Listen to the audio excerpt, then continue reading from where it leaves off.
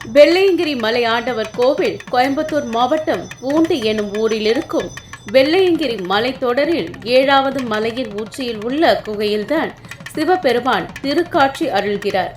இங்கு ஆண்டி சுனையில் நீராடுவது ஒரு முக்கிய நிகழ்வாகும்.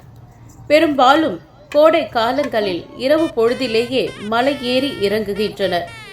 கையில் மூங்கில் கழைகள் உதவியுடன் ஏறுகின்றார்கள். மலையடிவாரத்தில் வெள்ளையங்கிரி ஆண்டவர், அம்மன் சௌந்தரநாயகி கடவுளர்கள் உள்ளனர். இருவருடன் விநாயகர், முருகர் என பிற கடவுள்களும் உள்ளனர்.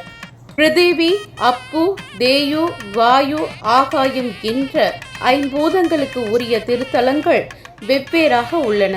ஆனால் வெள்ளையங்கிரி திருத்தலம் ஒன்றே பஞ்சபூத தலமாகவும் பஞ்சகிரிகளை தன்னுள் அடக்கியதாகவும் காட்சியளிக்கிறது.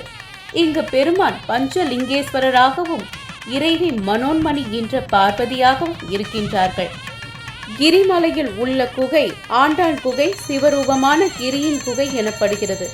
இக்குகையின் முன்புறம் பிருதிவி, அப்பு லிங்கங்களும் குகைகளும் தேயு, வாயு, ஆகாய லிங்கங்களும் உள்ளன.